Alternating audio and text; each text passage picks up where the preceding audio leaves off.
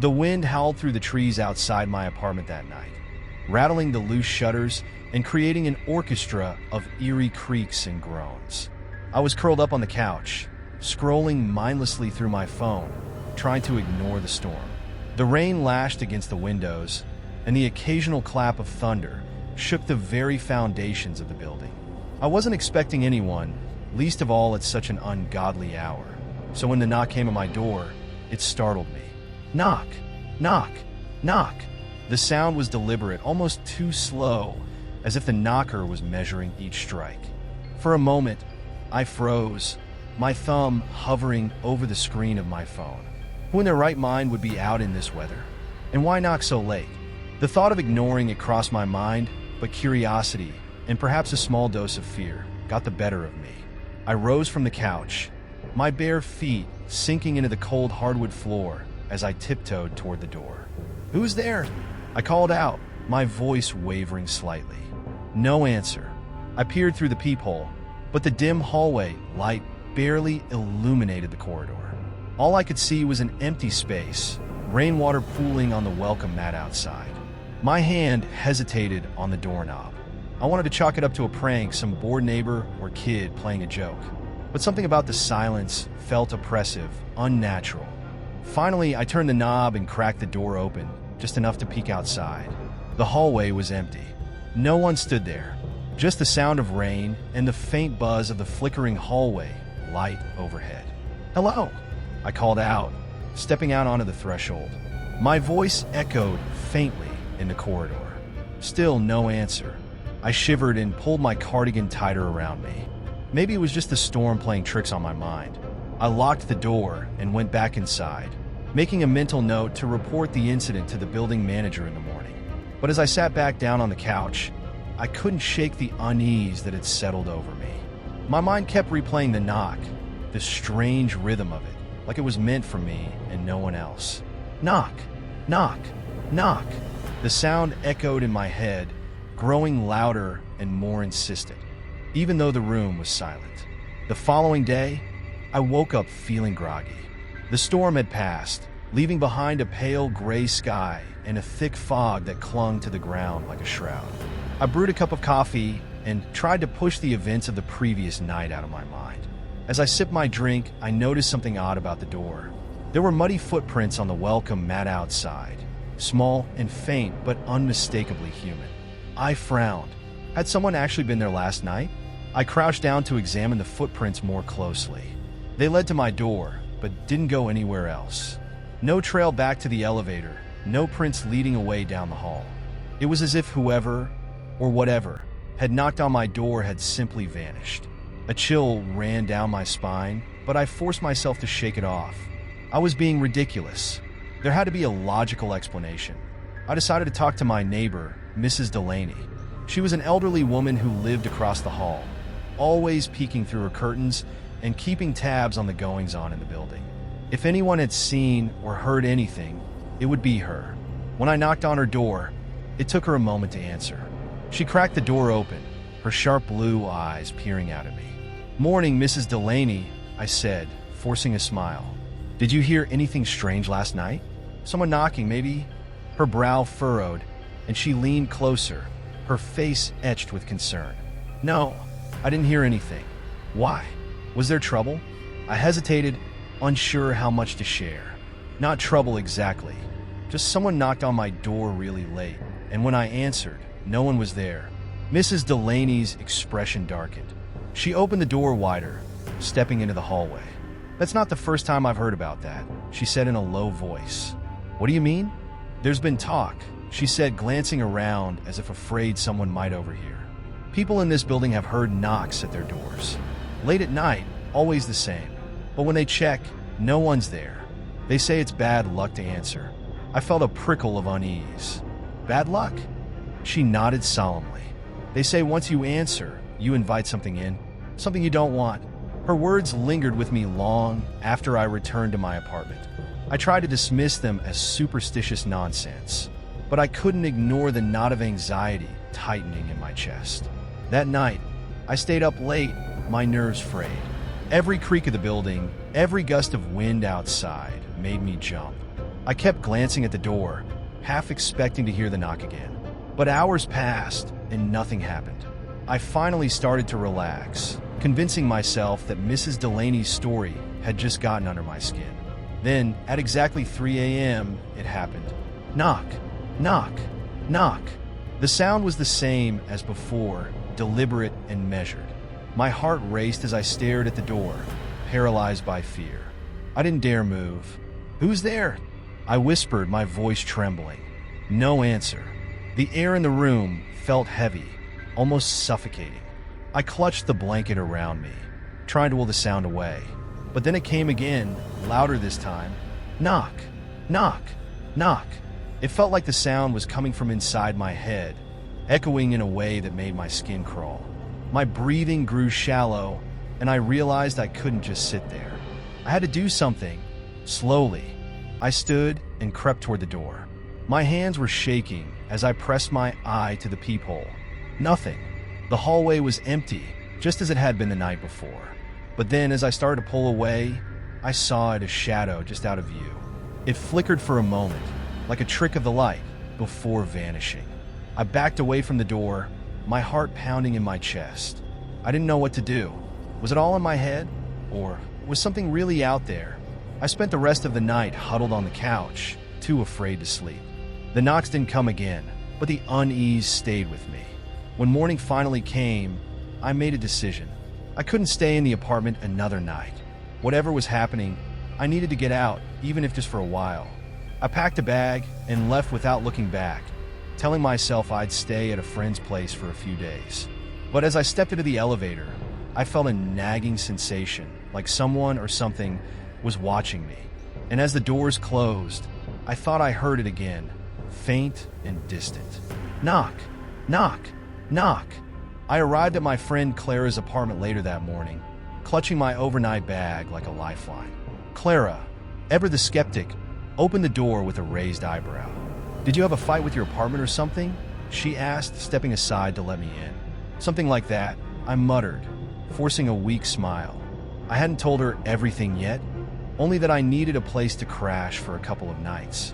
I wasn't sure how to explain what was happening without sounding insane. Clara's apartment was warm and inviting, a stark contrast to the oppressive atmosphere of my own place.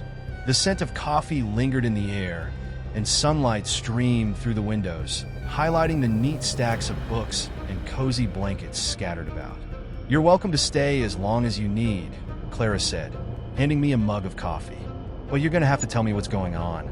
You look like you've seen a ghost." I hesitated, staring into the dark liquid in my mug.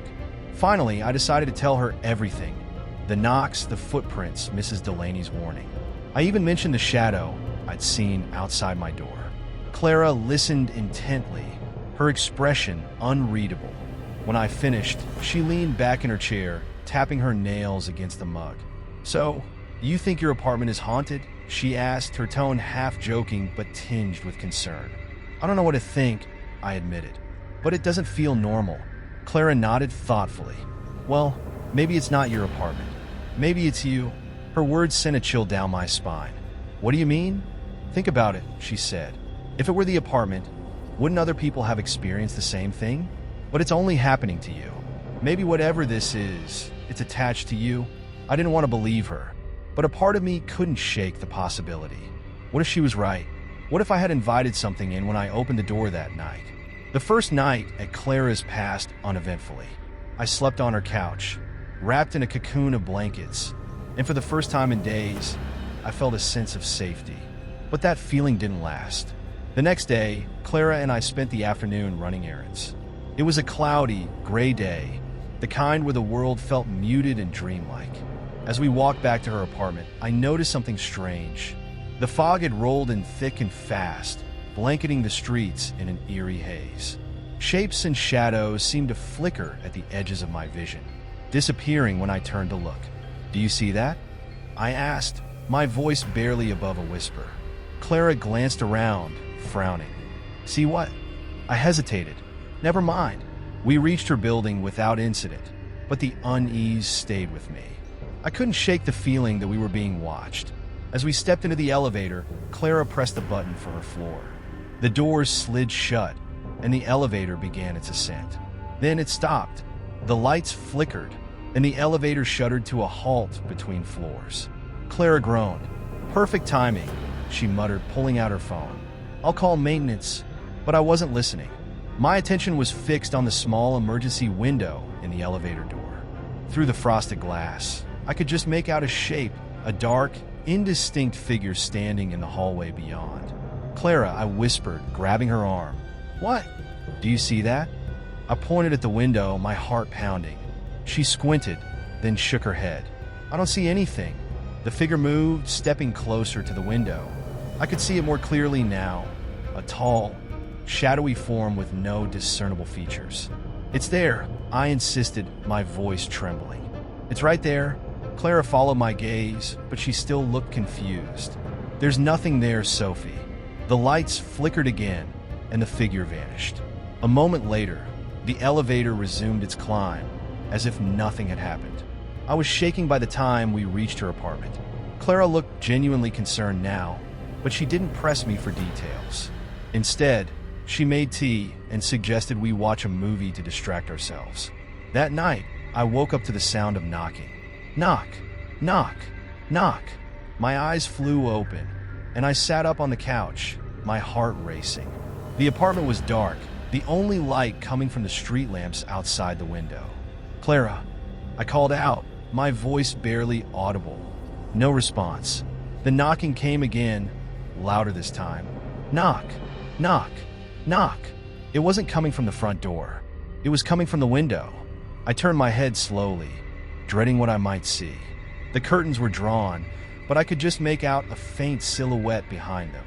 A tall, humanoid shape standing perfectly still. My breath caught in my throat. I couldn't move, couldn't scream. All I could do was stare. Then the shape moved. A hand pressed against the glass, leaving a faint, smudged imprint. I bolted off the couch and ran to Clara's room, my panic finally breaking free. I pounded on her door until she opened it, her face a mix of confusion and alarm. "What's wrong?" she asked. "There's someone outside," I stammered. At the window, Clara grabbed a flashlight and followed me back to the living room. She pulled back the curtains and shone the light outside. Nothing. The street below was empty, the fog thick but still. "There's no one there," Clara said, her voice gentle but firm. I stared at the window, my mind racing. Had I imagined it? Was I losing my grip on reality? The next morning, I decided I couldn't keep running. Whatever this was, it wasn't going to stop. I needed answers. I returned to my apartment, determined to face whatever was haunting me. As I stepped inside, the familiar oppressive atmosphere greeted me, heavier than ever. I spent hours researching, poring over old books and online forums about hauntings and malevolent entities. One story in particular caught my attention. It was an old folktale about a spirit known as the Watcher, a being that knocked on doors to lure its victims.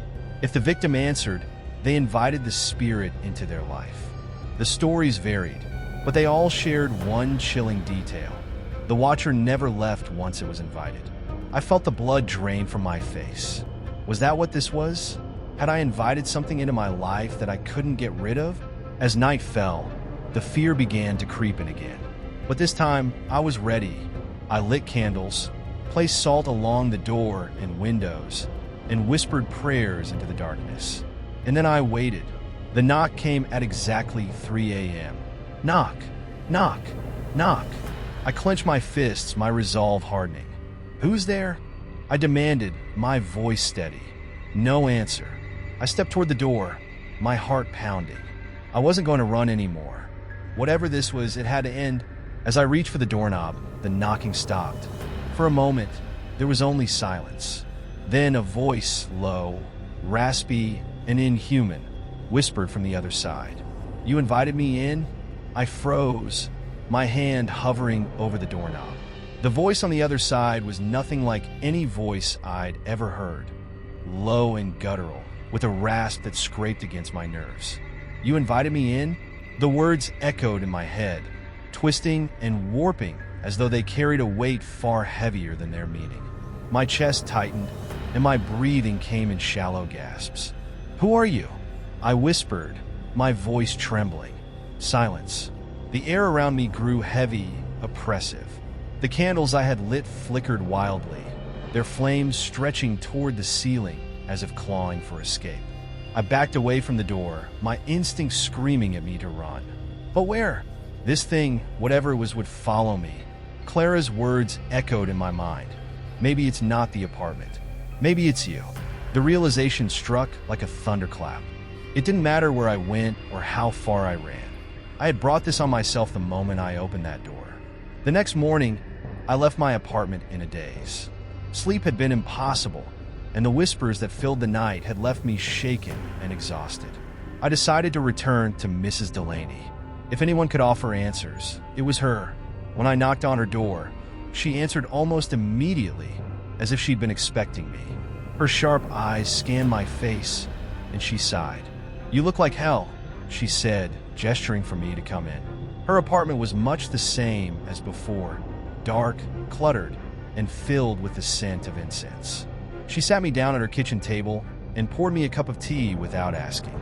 "It hasn't stopped, has it?" she asked, her tone resigned. I shook my head. "It's getting worse. Last night it spoke to me." Mrs. Delaney's expression darkened.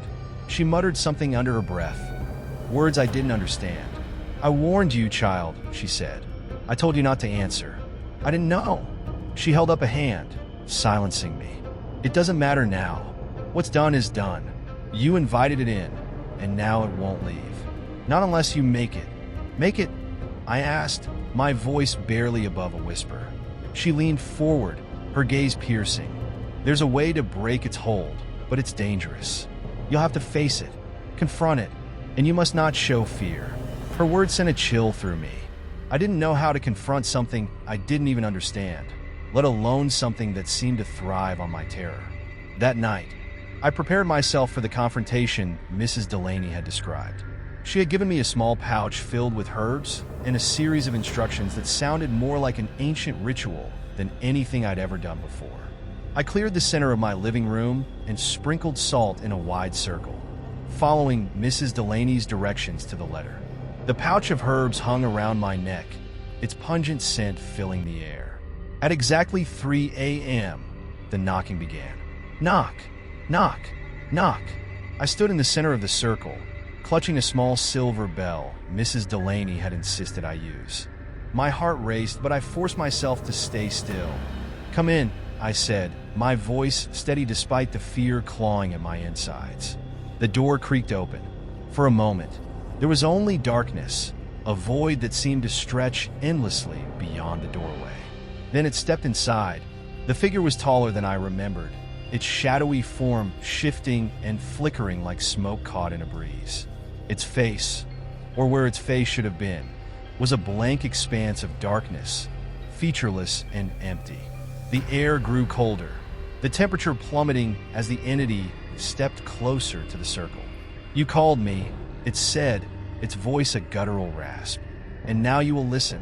I gripped the bell tightly, my knuckles white. "Why are you here?" The entity tilted its head, the motion unnervingly human. "You opened the door," it said simply. "I didn't know." "You knew," it interrupted, its voice rising. "You've always known. Curiosity is a door. Fear is a door. You opened them both." The weight of its words settled over me like a lead blanket. Was it right? Had my own fear and curiosity drawn this thing to me? "What do you want from me?" I asked. "To show you," it whispered. "To make you see." The shadows in the room seemed to come alive, twisting and writhing like living things. They crept toward the circle of salt, but the line held firm. The entity reached out a hand, long and spindly, its fingers almost touching the invisible barrier. "You cannot hide forever," it said. "You cannot escape." I raised the bell and rang it, the sound piercing and clear. The entity recoiled, its form flickering like a flame in the wind. "Leave," I commanded, my voice stronger now. "You are not welcome here." The entity laughed, a low, guttural sound that sent shivers down my spine. "You think this will end with me leaving? You are marked, child. You will never be free." It lunged forward, its shadowy form slamming against the barrier. The room shook, and the candles around me sputtered and died. I rang the bell again, louder this time. The sound seemed to ripple through the air, a wave of energy that pushed the entity back. "You cannot stay," I said, my voice steady despite the terror gripping me. "I revoke your invitation." The entity screamed, a sound so inhuman and piercing that I thought my eardrums would burst. Its form twisted and writhed, its edges dissolving into the shadows around it. Then it was gone. When the first light of dawn crept through the windows, I was still sitting in the circle, the bell clutched in my hands. The air felt lighter, the oppressive weight finally lifted. But Mrs. Delaney's warning echoed in my mind. "You are marked." This wasn't over. Whatever I had done, whatever I had invited in, had left its imprint, and I wasn't sure if I'd ever truly be free. The days following the confrontation were deceptively quiet. My apartment, which had once felt like a prison of whispers and knocking, was now eerily still. The oppressive atmosphere had lifted, leaving only silence in its wake. But the peace was a fragile one. Each night, as the clock neared 3 a.m., I found myself holding my breath, bracing for the sound of knocks that no longer came. Sleep was elusive, and even in its brief grasp, I dreamed of shadows that moved on their own and doors that opened into nothingness. Mrs. Delaney's words haunted me. "You are marked." 1 week after the entity vanished, I noticed the mark. It was subtle at first, a faint, circular bruise on the inside of my wrist. I assumed I had banged it against something in my frantic preparations the night of the ritual. But as the days passed, the bruise darkened, its edges becoming more defined. By the third day, it was no longer a bruise. It was a symbol etched into my skin like a brand. The design was intricate, a series of interwoven lines and curves that seemed to shift and writhe when I looked at it too long. I tried everything to remove it, scrubbing until my skin was raw, applying ointments, even considering a visit to the hospital. But the mark refused to fade. It was then that the whispers returned. Part 4. The Mark of the Unknown. The days following the confrontation were deceptively quiet. My apartment, which had once felt like a prison of whispers and knocking, was now eerily still. The oppressive atmosphere had lifted, leaving only silence in its wake. But the peace was a fragile one. Each night, as the clock neared 3 a.m., I found myself holding my breath, bracing for the sound of knocks that no longer came. Sleep was elusive, and even in its brief grasp, I dreamed of shadows that moved on their own and doors that opened into nothingness. Mrs. Delaney's words haunted me. "You are marked." 1 week after the entity vanished, I noticed the mark. It was subtle at first, a faint, circular bruise on the inside of my wrist. I assumed I had banged it against something in my frantic preparations the night of the ritual. But as the days passed, the bruise darkened, its edges becoming more defined. By the third day, it was no longer a bruise. It was a symbol etched into my skin like a brand. The design was intricate, a series of interwoven lines and curves that seemed to shift and writhe when I looked at it too long. I tried everything to remove it, scrubbing until my skin was raw, applying ointments, even considering a visit to the hospital. But the mark refused to fade. It was then that the whispers returned. The first time I heard them, I was in the shower. The hot water cascaded over me, and for a brief moment, I felt almost normal. Then, just as I reached to turn off the water, I heard it, a faint, breathy whisper that sent chills down my spine. "Marked!" I spun around, my heart racing. The bathroom was empty, the air thick with steam. I stepped out, wrapping myself in a towel, and checked every corner of my apartment. Nothing, but the whisper stayed with me, looping endlessly in my mind. Desperation drove me back to Mrs. Delaney. When she opened the door, she didn't need to ask why I was there. "It started, hasn't it?" she asked, her tone grim. I held out my wrist, showing her the mark.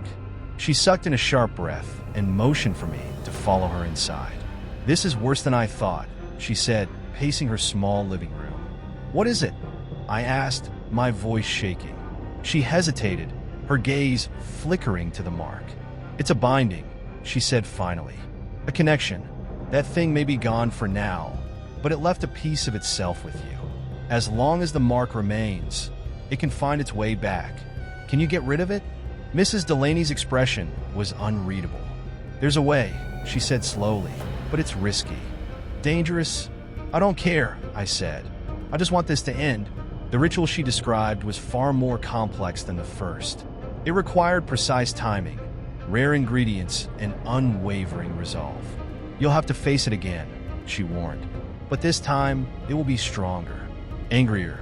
It knows you're trying to sever the connection, and it won't let you go easily." I nodded, my determination outweighing my fear. "Tell me what I need to do."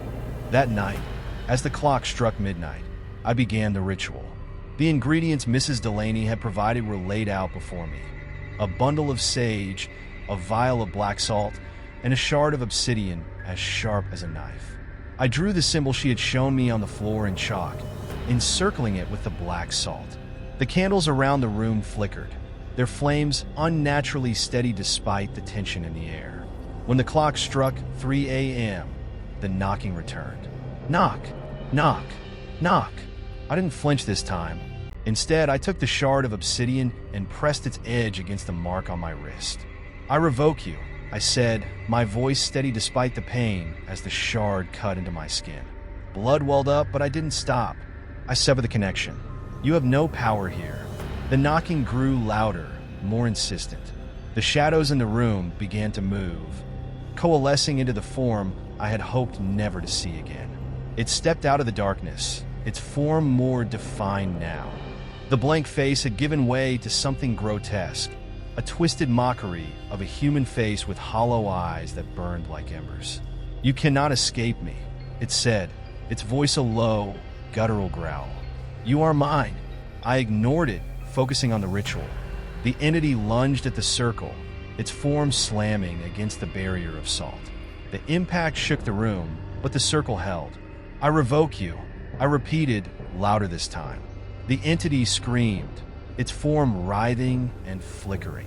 The sound was deafening, a piercing wail that felt like it would split me in two. I pressed the shard of obsidian deeper into the mark, the pain almost unbearable. Blood dripped onto the floor, mingling with the black salt. Then, suddenly, the mark began to fade. The entity's scream turned into a roar of rage as its form began to dissolve, its edges breaking apart like ash in the wind. "You will never be free," it hissed, its voice fading as its form disintegrated. "I will find you again." And then it was gone. When the first light of dawn crept through the windows, I collapsed onto the floor, exhaustion overtaking me. The mark on my wrist was gone, leaving behind only a faint scar. The air in the apartment felt lighter, freer. For the first time in weeks, I allowed myself to hope that it was truly over. But even now, as I sit here writing this, I can't shake the feeling that I'm being watched. That somewhere, in the shadows, just beyond my sight, it's waiting. And that one day, the knock at my door will come again.